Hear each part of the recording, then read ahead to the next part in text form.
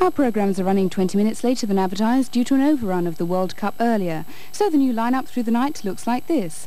At 11:40, Goldie Hawn stars in Swing Shift. Then Kate reveals her treacherous side in Prisoner Cell Block H at 1:30. Throbbers at 2:25, at 2:50 at Cinema Attractions and at 3:20 Transmission. Then Jack Thompson invites us to join him down under at 4:30. Pick of the Week is now at 4:50 and we join the morning news at 5:20. Through the night tonight, here on Anglia.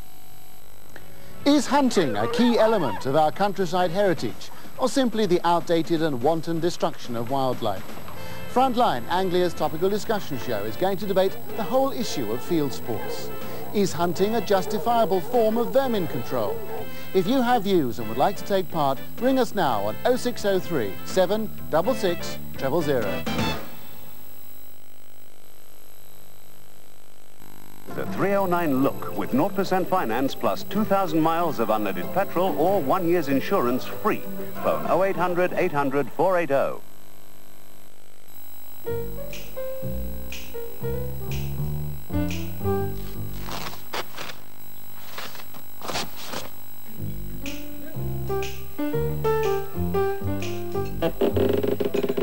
It's a sad fact that too many small businesses fold in their first year.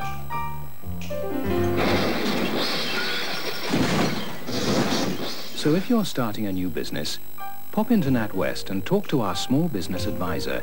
You'll find one in every high street branch. Today, NatWest helps start up more small businesses than any other bank. Get off to a good start with NatWest, the Action Bank.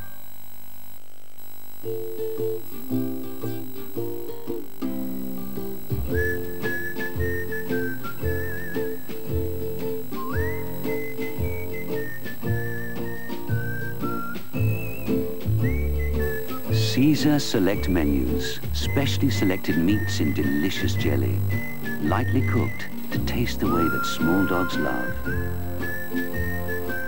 Caesar, because they're special. This looks like a nice spot, Deb. Nice spot? I could have been with Tracy in Lanzarote. Oh, give us the lolly, you wally. Well, all I can say is Tracy wouldn't have queued up to get your precious Lion's Maid favourite centre, would she, Debbie? Absolutely fantastic. Don't overdo it, Deb. It weren't a long queue. Have you discovered your favourite centre? Lanzarote. I thought Tracy had a Cortina.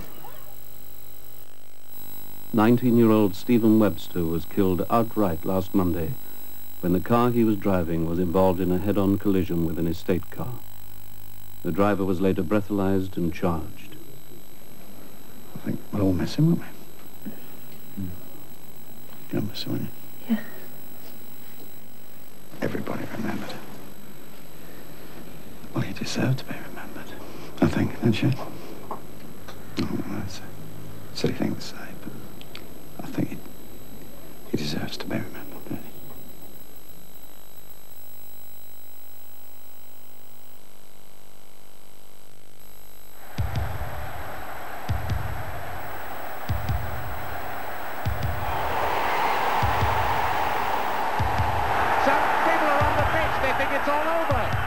It is now. This is our day. Friends on the way. No one can take the achievement away. Yes, this is our day. This is our day. We're at work, rest or play. With our friends we say that this is our day. This is our day. Lucky cats, we chew the cud and browse. 'Cause we're eating up our greens, it makes our butter taste so free. And green grass butter. Starting tomorrow, Anglia News will focus its resources on your area with through-the-day bulletins and a full evening news that's devoted to the west of the region. The only regional news service to bring you the news that's near enough to matter. Twice the coverage, twice the service, twice the news. Anglia News West.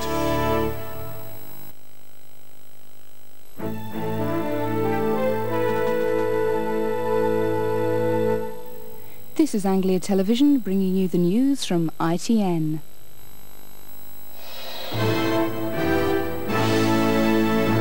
The news from ITN. Scargill says he's astonished at new allegations over NUM finances. A hero's welcome for England, clubs may be back in Europe. Argentine fouls mar Germany's World Cup victory. And Stefan Edberg beats the champion at Wimbledon. Good evening. The National Union of Mine Workers will tomorrow face new allegations over the way funds were used during the 1984 miners' strike. ITV's The Cook Report and tomorrow's Daily Mirror will say that a forged document was presented to the Lightman inquiry into how the cash was used. The inquiry last week cleared the union's president Arthur Scargill and its general secretary Peter Heathfield of using Libyan money to pay off home loans. The miners' conference is meeting in Durham this week. Tonight Mr Scargill said that he was astonished by new allegations. This latest allegation concerns a document supposedly signed by the former NUM chief executive Roger Windsor, the man who made the original allegations about the misuse of funds. He says he didn't sign the document, which relates to a bridging loan on his house and which is supposed to show the money came from a union source. Mr Windsor has always claimed the money came from Colonel Gaddafi, whom he met when he went to Libya to raise money for the miners' strike. In tomorrow's Daily Mirror, a friend of Roger Windsor, shop steward Roy Hyde, who along with his wife is supposed to have witnessed the document, says they didn't do so. Tomorrow he'll give his version on ITV's Cook Report. I saw a copy of the document and it bears no relation to our signatures, and any document like that should be signed. It's obviously not our signatures, the address is wrong. There's nothing to show who was responsible for any alleged forgery or who, if anyone, knew about it. Tonight, Mr Scargill gave his reaction to the claim. Complete astonishment, and quite frankly, the fact that Mr Windsor had the document from the solicitors Rayleigh and Pratt in Barnsley demonstrates that only the person who took it away can have any knowledge about who signed it. He'd hoped the recent Lightman report into the affair would end the controversy surrounding it. That's now been reopened on the eve of the union's national conference. Government sources say they're hopeful that the 5-year ban on English football clubs in Europe may be lifted. It's thought that the Sports Minister Colin Moynihan will urge UEFA, the governing body of European soccer, to readmit English clubs at next Tuesday's meeting in Geneva.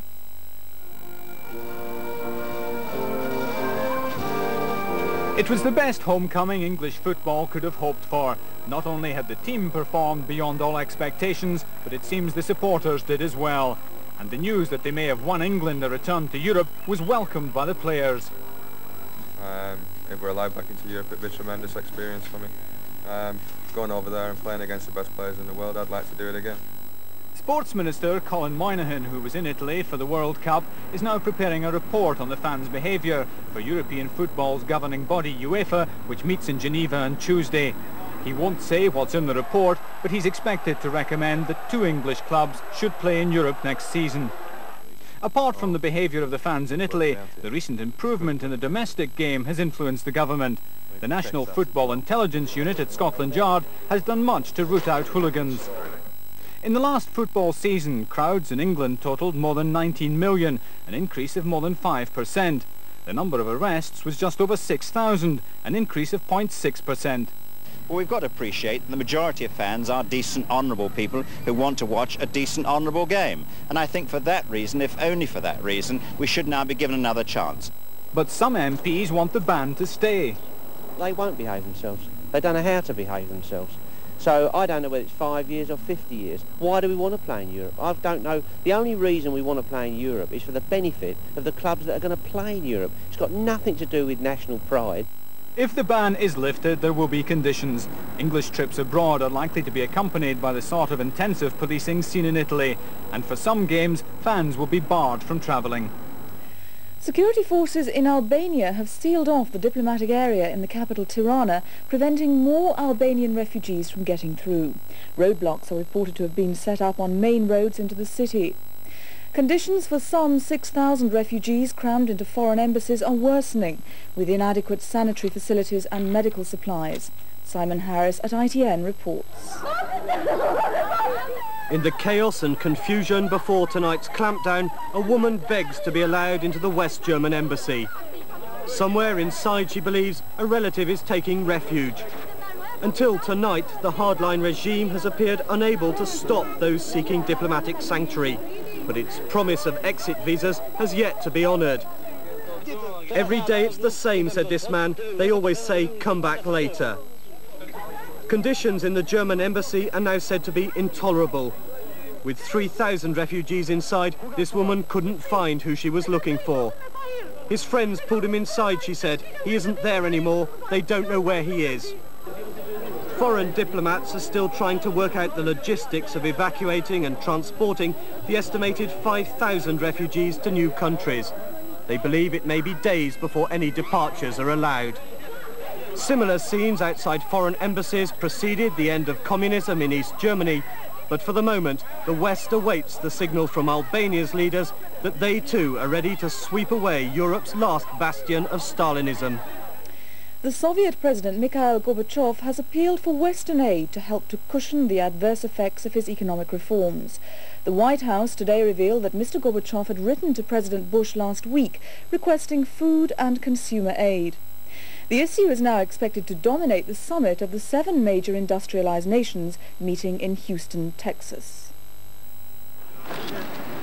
President Bush, who just 2 days ago in London successfully orchestrated the reshaping of NATO, faces a much tougher challenge here. Houston's great! While NATO extended the hand of friendship toward the Soviet Union, here in Houston there are sharp divisions about financial aid for the Soviets. Mr. Bush and Mrs. Thatcher believe it's too soon to provide substantial funds to buoy up the ailing Soviet economy. They argue the Soviet Union must make further progress toward democracy and a free market. Otherwise, aid would be squandered on imported consumer goods with no structural benefit to the Soviet economy. But the Germans want to build on the NATO message of peace with hard cash. They've already pledged $3 billion and made it clear there could be more. The Chancellor, John Major, told me Britain and the majority in the European community want a clearer analysis of what the Soviet Union needs before pumping money in. But I think just straightforward assistance would probably disappear into the abyss without being of any great assistance. One needs to know what help is needed, and then to determine whether we can provide it, and then whether we should. But I do think it would be wise to analyse that before firm decisions are taken. There are also disagreements over agricultural price subsidies. Whilst America wants them cut sharply and urgently, Europe is less eager, with the notable exception of Great Britain. On aid to the Soviet Union, the summiteers will agree to go their separate ways. But with disagreement on farm price subsidies holding up a new deal on international trade, there's bound to be some top-level arm twisting to try and reach an accommodation. Alistair Stewart, ITN, Houston. Pro-Iranian sources in Lebanon say that a Western hostage is unlikely to be released before Tuesday at the earliest. The Iranian news agency in Beirut hinted yesterday that a European would soon be freed. There are strong indications that it could be the Irishman Brian Keenan. Now sport, and the World Cup has ended in controversy and a win for West Germany. The details of this and the men's singles final at Wimbledon, here's our sports correspondent Mark Austin. West Germany have won the World Cup. They beat Argentina 1-0 in Rome, but the match was marred by the Argentines and some of the most disgraceful scenes ever seen in a World Cup. 2 Argentine players were sent off and the referee was jostled after awarding West Germany their match-winning penalty. It's been a World Cup memorable for many things, but mainly for its mediocrity. In that respect, at least, tonight was a fitting finale to the tournament. What chances there were came in the second half. They all fell to Germany, who struggled to capitalise. Argentina's contribution to the occasion was a display of cynicism that brought disgrace to the game. Their first player to be sent off was Monzon for the tackle on Klinsmann. But the lesson went unlearned. Another foul, this time on Voller, and this time it cost Argentina another booking, and appropriately, the World Cup. Bremer took the penalty.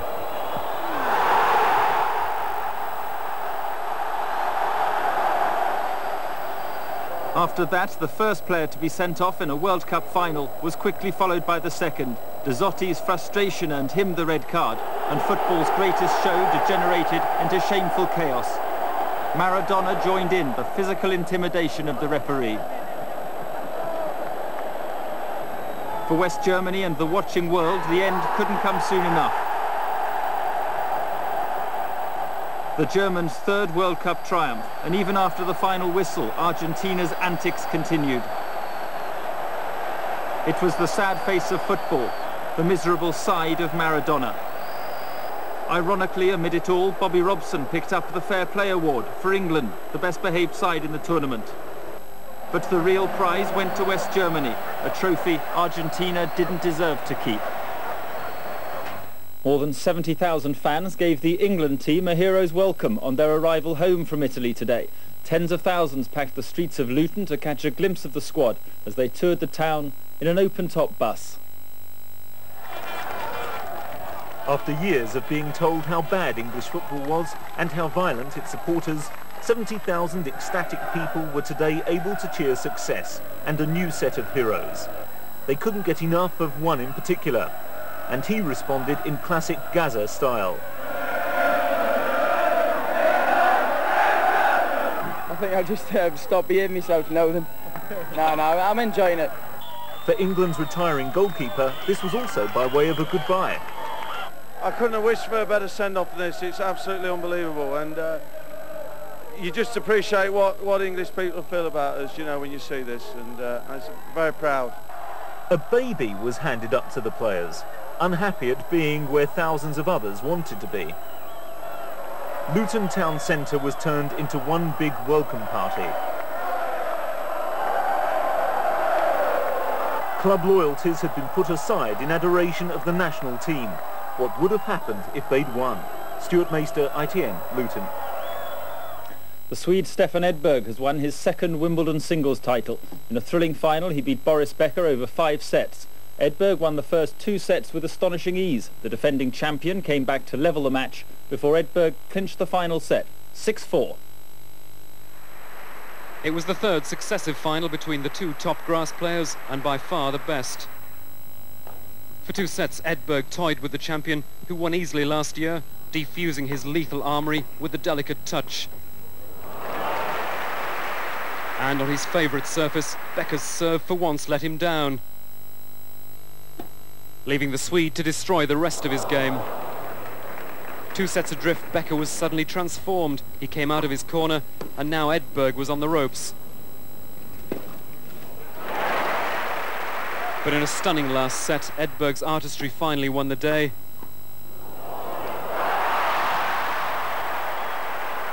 Match point came up in a shade over 3 hours.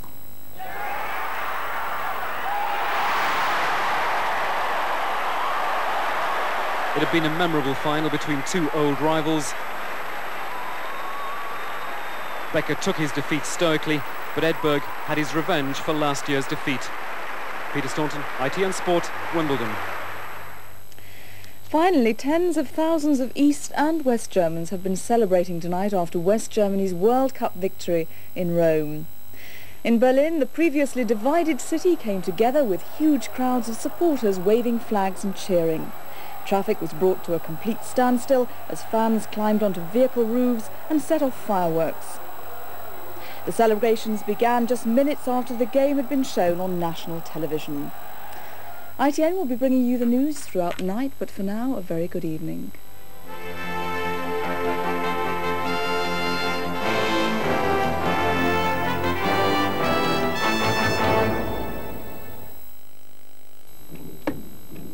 This medical device was meant to prolong life, but it has also killed hundreds of people.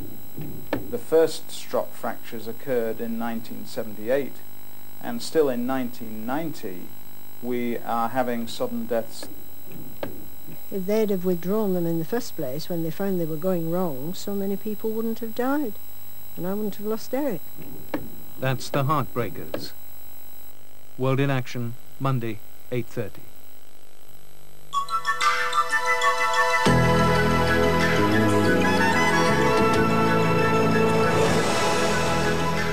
Well, low pressure coming to dominate the weather for the next 24 hours or so, keeping things cool, breezy and showery. There's a low pressure about midnight. We expect it just to the north of Scotland. As you can see, quite a lot of strong winds coming in. But give you some hope. Down here on this side, we have an area of high pressure. That's set to come along around midweek, settling things down nicely, with things getting warmer and brighter. But closer to home for tonight to begin with, a lot of showers coming down from the west and northwest.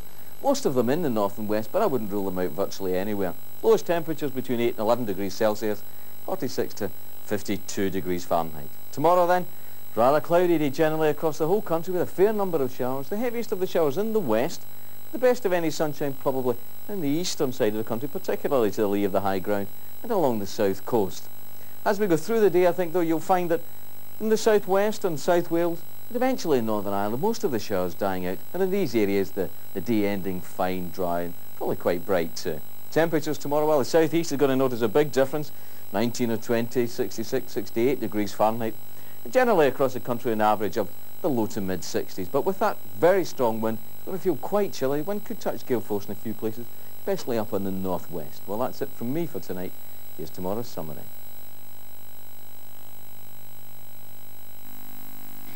And now the weather for the eastern region. Tonight will be mostly dry with some clear periods, especially at first, before cloudier weather spreads from the northwest. The temperature will fall to around 10 degrees Celsius. Tomorrow will be cooler and fresher than today, also rather cloudy generally. By afternoon the cloud may be thick enough to give a shower or two, but most places will remain dry. Maximum temperatures will be near 20 degrees Celsius. The southwesterly wind will become light or moderate overnight, but increase to strong at times tomorrow. And that's the weather. The Soviet Empire is in crisis. The economy is struggling. The political system hasn't brought power to the people, and some of the Soviets no longer want a union. Has the revolution come full circle? What happened to the idealism that swept the country 73 years ago? See how the wheels of history have turned in Red Empire, next Sunday at 11:05 on Anglia.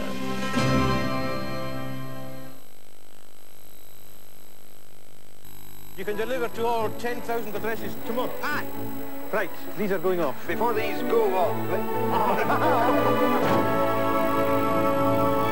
Right, you can do Stockholm tomorrow? OK. Turin Tuesday, Winnipeg Wednesday. Smashing. Hong Kong, Tokyo, and this one's for New York, OK? Now there are two kinds of businesses in Britain. The ones that know about Parcel Force. I'll get them there. I'll get them there! And the ones that wish they did. Royal Mail Parcel Force. The power to deliver. You can't keep your fingers off Del Monte's new Fruitini. New rainbow Fruitini. Take away Fruitini.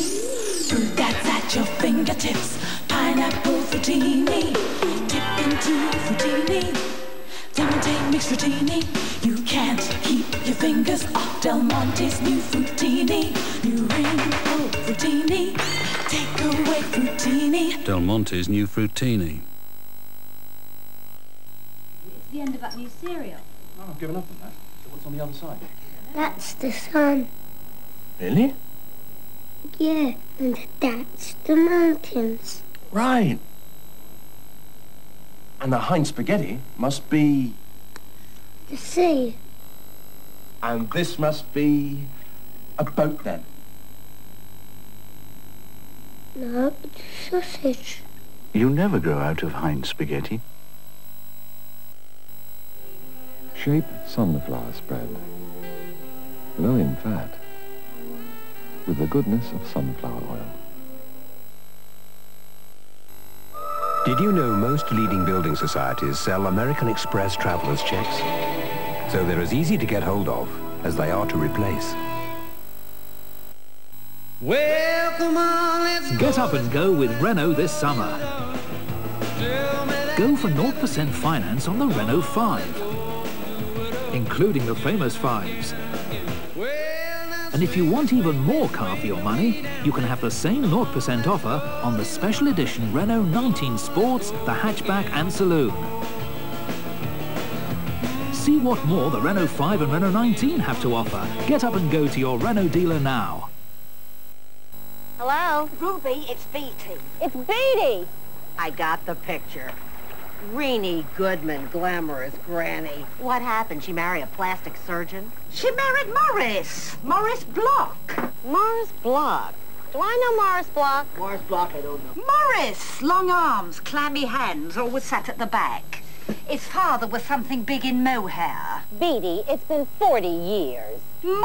Don't move. I'll get the album. There's nothing quite like a call to put them in the picture. I'm on the phone. Morris. They're short legs, hairy, no neck. What is he, a gorilla? So anyway, Renee's married to Morris. No, she's divorced. Well, can you blame her? British Telecom. It's you we answer to. Now she's married to Leonard. Leonard? Leonard Fink with the lazy eye. Always had a bilious attack in PT. Went into rubber tubing. I think I like Morris. Monday night on Channel 4. At 8 o'clock, Brookside. At our Frank's funeral, we promised him that we'd sort out that Joe he got.